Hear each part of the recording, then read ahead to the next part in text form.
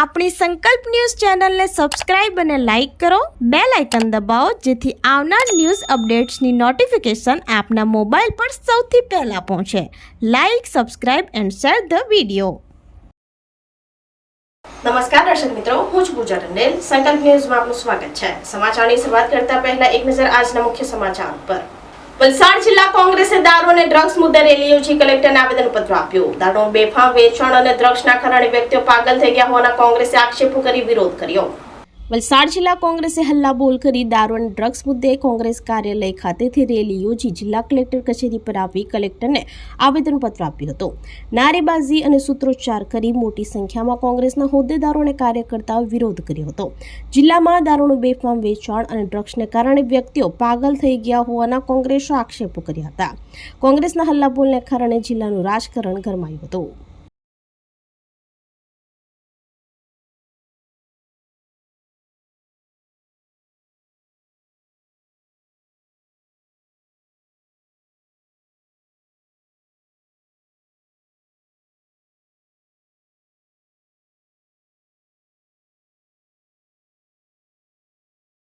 આપ બધા જાણો છો કે ગાંધીનગરના ગુજરાતમાં ગલી ગલીમાં તમે જ્યાં જાઓ ત્યાં દારૂ પણ મળે, ડ્રગ્સ પણ મળે, ગાંજો પણ મળે અને જગા જગાએ યુવાનો નષ્ટ થઈ રહ્યા છે.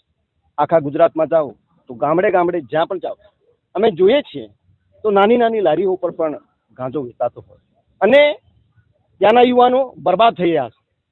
ગુજરાત સરકારે શિક્ષણ આપવું જોઈએ, તેની જગ્યાએ આ લોકો દારૂ આપે છે, ડ્રગ્સ આપે છે, ગાંજો આપે છે અને યુવાનોનું જીવન બરબાદ કરવામાં આવે છે. કેટલાય કુટુંબો એવા છે ગુજરાતમાં અને વલસાડમાં કે જે લોકો દારૂ થકી બરબાદ થઈ ગયા છે. આજે એની માતા દીકરા વગરની થઈ છે, અગર તો કોઈ સ્ત્રી એના પતિ વગરની થઈ છે. આવી કેટલી જગ્યાએ હાલત જોવા મળતી હોય. હું ચોક્કસપણે કહું છું કે ગાંધીનગર ગુજરાતમાં બંધ હોવા છતાં બાજુમાં જ દમણ અને સેલવાસ છે એ ત્યાંથી દરરોજના ગુજરાતમાં પહેલા જ જેને ગેટ હોય તેમ લાખો ટન, એમ કહું તો ખોટું નહીં, ગાડી ભરીને દારૂ ઠલવાય છે. અને એની સાથે ક્યાંથી આવે છે, શું આવે છે, તમે જોતા હશો આવેદનપત્રમાં બતાવ્યું છે અમે કે ગાંજો અને ડ્રગ્સ જે જગ્યાએ લોકોને મળે છે એ લારી ઉપર મળે છે, એની પડીકેઓમાં આપવામાં આવે છે. તો હું એમ કહું છું કે આ તંત્ર જાગે અને આના યુવાનોનું ભવિષ્ય બરબાદ ન કરે એના માટેની વાત લઈને આજે એક આવેદનપત્ર મેં આપ્યું. વાપીના કેટલા એવા સેન્ટરો છે કે જ્યાં આગળ અત્યારે ગાંજો મળી રહ્યો છે. કેટલી જગ્યાએ ધરમપુરમાં લારીઓ છે કે ત્યાં કયું પ્રવાહી આવે, હું માનું છું બોટલમાં આપે છે. એક બોટલ સામાન્ય રીતે અમે ચાપે રહીને પણ ત્યાં જઈને એને પકડવા માટે ગયા હતા, એમને કે અત્યારે નથી. ગીર સોમનાથના પ્રભાસ પાટણ પીઆઈને ગેરશિસ્ત બદલ સસ્પેન્ડ કરતા પોલીસ બેડામાં ફફડાટ. ગીર સોમનાથના પ્રભાસ પાટણ પીઆઈ એમવી પટેલને સસ્પેન્ડ કરતા પોલીસ બેડામાં ફફડાટ વ્યાપી જવા પામ્યો છે. સોમનાથ ખાતે ચાલી રહેલા કાર્તિકી પૂર્ણિમા મેળામાં 1 લાખ ભાવિકો ઉમટી છે, જેમાં રજા ન હોવાથી છતાંય પીઆઈ સિક લીવમાં ઉતરી ગયા હતા, જેને લઈ જિલ્લા પોલીસ વડા જયદીપસિંહ જાડેજાએ કડક કાર્યવાહી કરી ગેરશિસ્ત બદલ સસ્પેન્ડ કરવામાં આવ્યા હતા. ગીર સોમનાથથી રિપોર્ટર વિશાલ તંબોલી, સંકલ્પ ન્યૂઝ.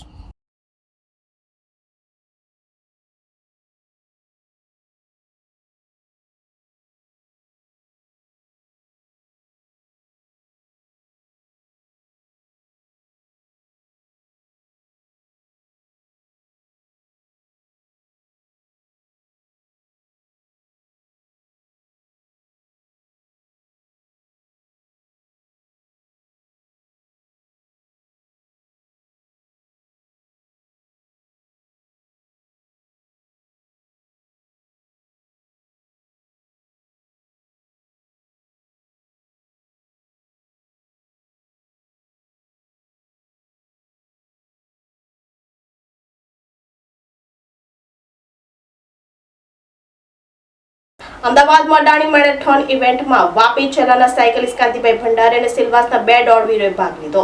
કાંતિભાઈ 21 કિલોમીટરની દોડ 2.31 કલાક, ડેની નુંસે 42 કિલોમીટરની દોડ 4.30 કલાક, ડોક્ટર અમોલ પટેલે 10 કિલોમીટરની દોડ 65 મિનિટમાં પૂર્ણ કરી. અમદાવાદ ખાતે 30મી નવેમ્બરના રોજ આયોજિત ખૂબ જ પ્રતિષ્ઠિત અદાણી અમદાવાદ મેરેથોન ઇવેન્ટમાં સેલવાસ વાપીના ફિટનેસ ઉત્સાહી 2 દોડવીરોએ ભાગ લીધો હતો. સેલવાસના ઉદ્યોગ સાહસિક ડેની નુન્સે 42 કિલોમીટર દોડમાં 4.30 કલાકમાં અને વાપી ચલાના સાયકલિસ્ટ કાંતિભાઈ ભંડારી તેઓ પણ આ મેરેથોન દોડમાં ભાગ લીધો હતો. તેઓએ 21 કિલોમીટરની દોડ 2 કલાક 31 મિનિટમાં પૂર્ણ કરી હતી અને સેલવાસના ઓર્થોપેડિક ડોક્ટર અમોલ પટેલે 10 કિલોમીટરની દોડ શ્રેણીમાં 65 મિનિટ માટે પાસિંગ કર્યું હતું. નોંધનીય છે કે દોડ સ્પર્ધામાં એક ઝડપી બોલર એવી વ્યક્તિ છે જે અન્ય દોડવીરોને મદદ કરે છે જેઓ કોઈ ચોક્કસ દોડવાના સમયના લક્ષ્યોની અપેક્ષા રાખતા હોઈ શકે છે. ઝડપી બોલરો દોડતી વખતે તેમના વ્યક્તિગત શ્રેષ્ઠ પ્રદર્શનને પ્રેરિત કરી અને પ્રાપ્ત કરીને દોડવામાં મદદ કરે છે. યુવાનોમાં સ્વાસ્થ્ય અને ફિટનેસ પ્રત્યે વધતી જાગૃતિ જોઈને આનંદ થયા છે, જ્યાં તેઓએ ફિટ અને સ્વસ્થ રહેવા માટે દોડ, આઉટડોર જીમ વર્કઆઉટ્સ વગેરે જેવી વિવિધ ફિટનેસ પ્રવૃત્તિઓ અપનાવી છે. અદાણી અમદાવાદ મેરેથોન ઇવેન્ટમાં યુવાઓ પણ ભાગ લીધો હતો.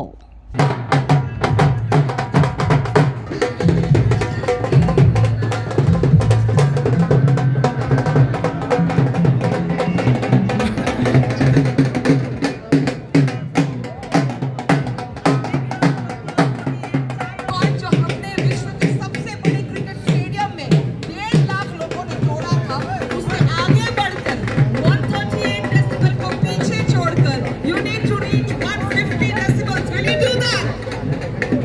Will you do that? All right, your verb is repeat. All right, run, swim.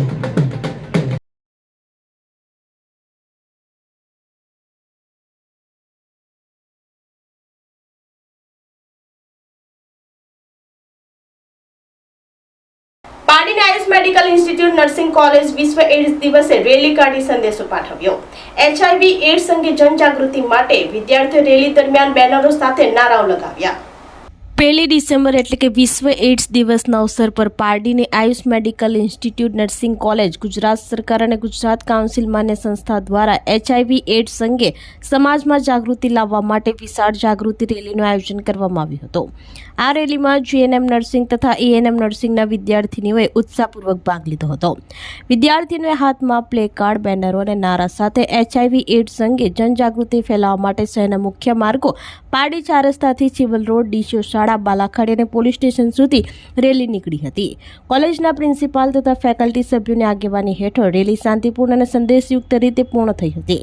કાર્યક્રમ દરમિયાન વિદ્યાર્થીનીઓ દ્વારા એડ્સથી ડરશો નહીં, જાણકારીથી બચાવ શક્ય છે, ચકાસણી કરો, સુરક્ષિત રહો, HIV પોઝિટિવ વ્યક્તિઓ પ્રત્યે ભેદભાવ નહીં, સમાનતા હક છે જેવા નારા આપવામાં આવ્યા હતા. વિશ્વ એડ્સ દિવસની થીમ અનુસાર કોલેજ દ્વારા સમાજને અપીલ કરવામાં આવી કે તેઓ HIV એડ્સ સંબંધિત જાગૃતિ વધારવામાં સહયોગ આપે અને દરેક વ્યક્તિ પ્રત્યે સંવેદના તથા સમાનતા દાખવે.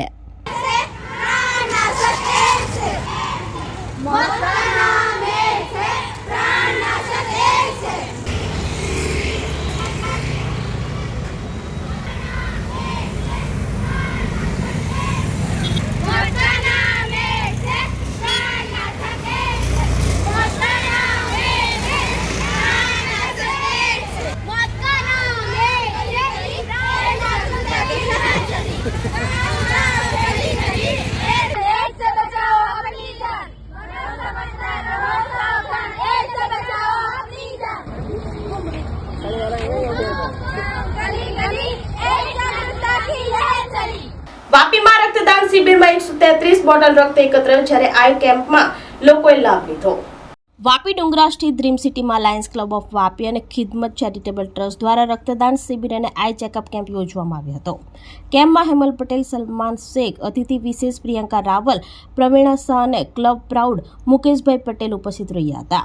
વાપી તથા આસપાસના વિસ્તારોમાંથી સવારથી મોટી સંખ્યામાં રક્તદાતાઓને આંખ તપાસ કરાવવા માટે અનેક લોકો આવ્યા હતા. રક્તદાન શિબિરમાં અંદાજે કુલ 133 યુનિટ બોટલ એકત્ર કરવામાં આવી હતી અને આંખ તપાસ શિબિરમાં જરૂરિયાતમંદોને 256 જેટલા લોકોને ચશ્મા વિતરણ કરવામાં આવ્યા હતા અને 14 લોકોને કેટરેક્ટ કર્યું હતું. ક્લબના પ્રમુખ વિશાલ પટેલ, મંત્રી Pratik Shah, treasurer PA Patel, project chairman Nilofar Shaikh તથા ટીમ દ્વારા કાર્યક્રમ કરવામાં આવ્યો હતો.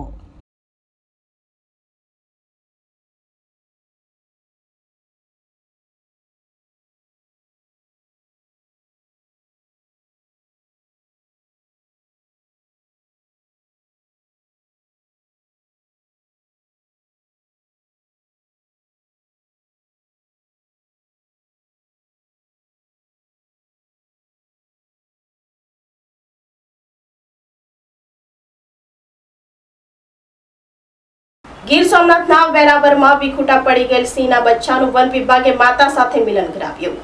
ગીર સોમનાથ જિલ્લાના વેરાવળના મંડોર ગામે વિખૂટા પડી ગયેલ સિંહ બાળનું વન વિભાગે રેસ્ક્યુ કરી તેની માતા સાથે મિલન કરાવ્યું હતું. વેરાવળના મંડોર ગામમાં વહેલી સવારે સિંહણ આવી ચડી હતી. લોકોની અવરજવર વધતા સિંહણ પોતાના બચ્ચાને મૂકી નજીકના જંગલ વિસ્તારમાં ચાલી ગઈ હતી. સિંહણ આવવાની જાણ લોકોને થતાં ગામ લોકોએ વન વિભાગને જાણ કરી હતી.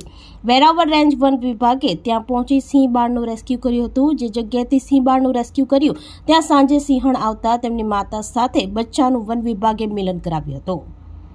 ગીર સોમનાથથી રિપોર્ટર વિશાલ તંબોલી, સંકલ્પ ન્યૂઝ.